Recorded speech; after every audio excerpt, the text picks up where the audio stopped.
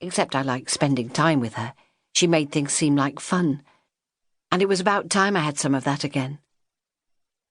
I began to hum a little tune, Billy Murray's popular song from last year, Pretty Baby, and Belle picked up on it and joined in.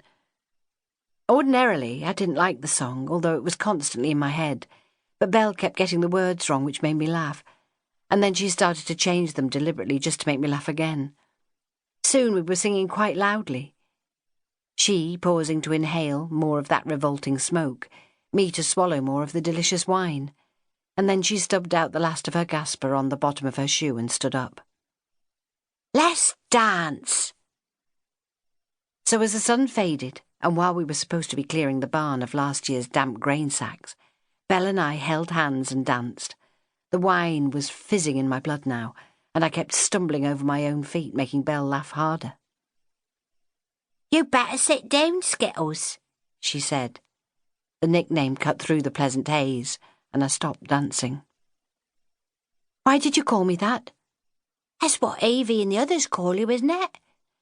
"Yes, but—" "Oh, I'm so sorry. I didn't realise it was reserved for your war chums," Belle said a little tightly, and I felt silly for my reaction. It had been in another life that I'd found that name, and that life was gone now.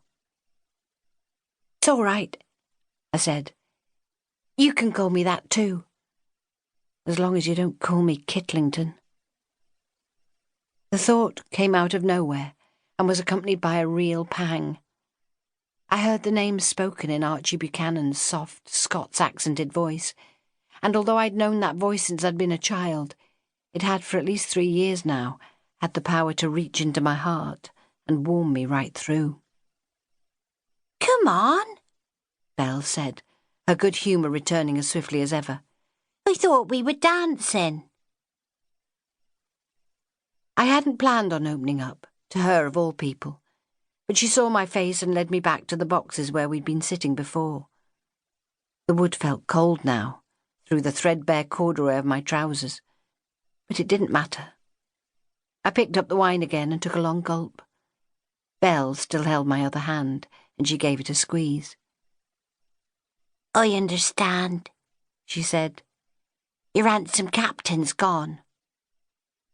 "He's not mine," I said, removing my hand from hers and wiping my mouth on my sleeve. This time last year I'd prayed for Archie to see me as a woman, as if I could throw a switch in his head that would make him blink, look at me properly, and realise I was more than his friend's little sister. That stupid Billy Murray song had mocked me at every turn. I spoke the words again now, with a bitter tinge to my voice.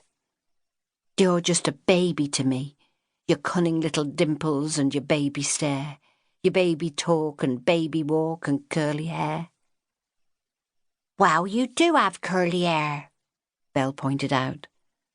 "Although you don't really talk like a baby. And anyway, babies can't walk, can they?" I raised the bottle in acknowledgement of her logic. "It's no longer the issue in any case," I said, and took another drink. I would give anything now just to be Ollie's little sister. It's more than that now. You know that.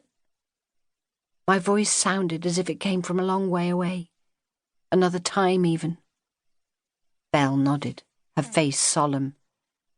"I know, darling, but—" "And I can't change what happened, so what's the use?" I didn't want to talk about Archie anymore. It hurt too much. "Anyway, he's gone."